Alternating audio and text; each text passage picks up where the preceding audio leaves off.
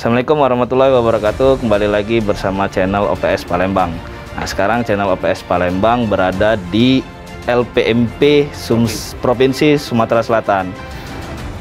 Kali ini kita diundang kedatangan dari LPMP operator, admin operator Dapodik, dan dari Dinas Pendidikan, yaitu Pak Adi Pamungkas dengan Bapak siapa, Pak? Andi Julian.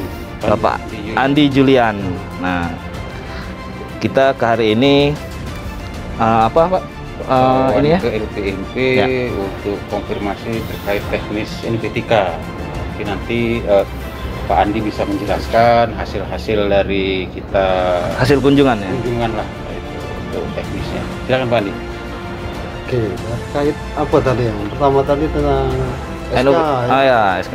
SK untuk NPTK, SK insentif. Nah, jadi SK insentif itu apa, untuk pengajuannya ini sudah disampaikan juga oleh Kasubag kan, Kasubag Pak Rudi Saifullah sampaikan juga.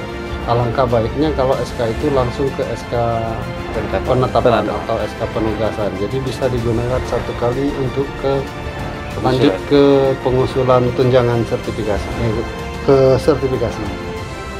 Itu maksudnya tadi. Dan sekalian diusulkan tadi itu minta apa, SK petikan, SK SK petikan. Jadi per orang, per gurunya itu dapat petikan masing-masing satu kan, tidak kolektif. Karena kolektif kalau sudah ribuan itu susah lihat lampirannya. Ya, benar. Ya, lebih kurang seperti itu. Oke, baik, itulah hasil dari kunjungan kita ke LPMP langsung dari Pak Kasubag dan admin Dapodik LPMP. Oke, terima kasih. Assalamualaikum warahmatullahi wabarakatuh.